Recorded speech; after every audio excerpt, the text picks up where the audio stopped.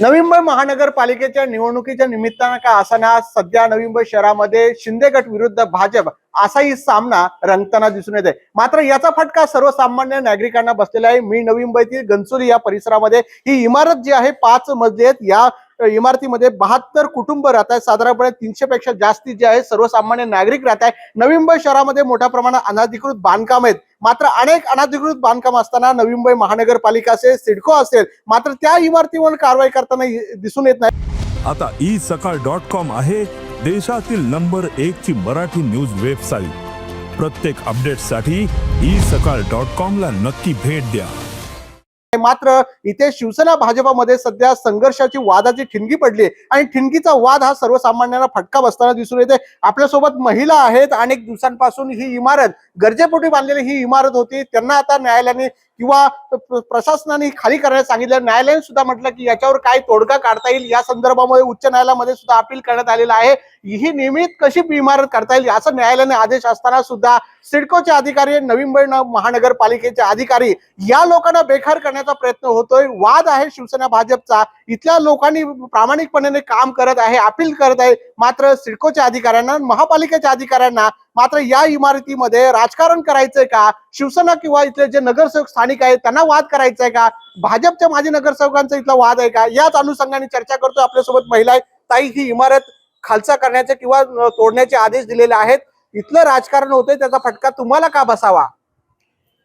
त्यांच्या दोघांच्या वादामध्ये आमचं लोकांचे हाल होतात। आज 20-25 दिवस झाले आम्हाला झोप नाही की अन्न गोड लागत नाही। आम्ही जेव्हा चाळीत राहत होतो तेव्हा इथं गटराचं, संडाचं पाणी येत होतं। तिथं कोणीच नाही आलं आम्हाला विचारपूस करायला। आम्ही गरजेपोटी बांधायला बिल्डिंग दिली, तर इथं आता बिल्डिंग तयार झाले, वर्ष पण नाही झाले तर लगेच त्यांना नोटीस आली।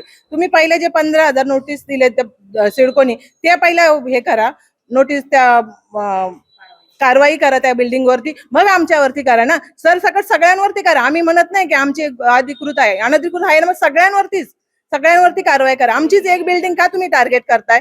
आज 20-25 दिवस झाले आम्हाला पाणी नाहीये। आम्ही कसे जगतोय आमचं आम्हाला माहिती। आमच्याकडे पाणी नाही, मग बाकीच्या इमारतीचं करताय का असा प्रश्न उपस्थित केलेला आहे। ताई, किती कुटुंब राहत आहेत? आता कसं जीवन जगायचं किंवा आता इमारतीत कसं दुसरी इमारत काय किंवा कसं प्रकारचं प्लॅनिंग केलेलं आहे? ऍक्च्युली काहीच आम्ही दुसरा पर्याय आमच्याकडे नाही आहे। आणि जगायचं कसं? तर आमची मुलं शाळेला आहेत, कॉलेजला आहेत आणि आम्ही इथे 30 ते 35 वर्षापासून राहतोय। तर ह्या पुढे आम्ही जायचं कुठे, हा प्रश्न आहे आमच्या पुढे। आणि प्रशासन किंवा कुणी आमच्याकडे दखल देत नाही। आणि सगळ्यात महत्त्वाचं मला हे सांगायचं आहे, जर आमचे मतं लिगल आहेत, आमचे जे काय टॅक्स, पाणी पट्टी, नळपट्टी जे काय आहे ते लिगल आहे, तर मग आमची इमारत अनलिगल कशी काय होऊ शकते? जर असेल तर 2015 पासून जी कारवाई त्यांनी चालू केलेली आहे ती प्रथम चालू करावी। आणि आमची साईविरा जेव्हा 2023-24 ला बनवली गेलेली आहे, त्यानंतर आमचा विचार करावा, हा माझा प्रशासनाला आमचं मागणं आहे। आमचा विचार करा प्रशासन, असं महिला म्हणतायत। ताई, काय किती जण राहत आहे? कुटुंब कधीपासून तुम्हाला नोटीस आलेली आहे? आता पुढे कशा पद्धतीचं? नोटीस ते आता 2-4 महिन्यापासून आलेली आहे। आणि इथे राहिलेले रहिवासी पहिल्यापासून 30-32 वर्षापासूनचे जुने आहेत। त्यांना काही त्यांच्यावरती दखल दिलेली नाही, त्यांनी बघितलं नाही, काही नाही। आणि ह्यांच्यावर कारवाई करायला आली आहे। 2015 पासूनची जी कारवाई त्यांच्यावर करायची, तर हे आता 2025 पासून आले त्यांच्यावरती आधी करतात। ते का बरं करतात? ते नाही झालं पाहिजे। केले तर कायदा सगळ्यांसाठी समान आहे, सर्वांना सेम हे केलं पाहिजे। सर्वांसाठी समान कायदा आहे। मग आमच्या अन्याय काय? काका, तुम्हाला इथे बेघर करण्याचा जो आहे विचार जो आहे सिडको आणि महापालिकेची करतायत, या कारवाईवर कसं पाहताय? काय आता पुढे? आम्ही गेली 35 वर्ष इथं राहतोय। आमच्याकडं ते नामदेव बांबू वैती यांचे जे खरेदी करते ते आमच्याकडे आहे। आमचं एकच शासनाला म्हणणं आहे की त्या अनुषंगाने काही होईल का आमच्यासाठी? आम्ही 35 वर्षानंतर ही बिल्डिंग पाणी यायला लागलं म्हणून बिल्डिंग हे केलं, आम्ही बांधली इथं, तर त्याच्यावर आमच्यावर अन्याय का? बाकीच्या ज्या 15,000 इमारती आहे तिथं शासनाने तसं नमूद केलेलं आहे, त्यांनी 15,000 इमारती अनधिकृत आहे म्हणून। मग आमच्यावर एकट्यावर कारवाई का? राजकीय हेतू पुरस्पर होतंय की काय होतंय हे त्यांना माहिती। त्यांच्या बाबतीत शासनाने योग्य तो विचार करून आमचा निर्णय घ्यावा।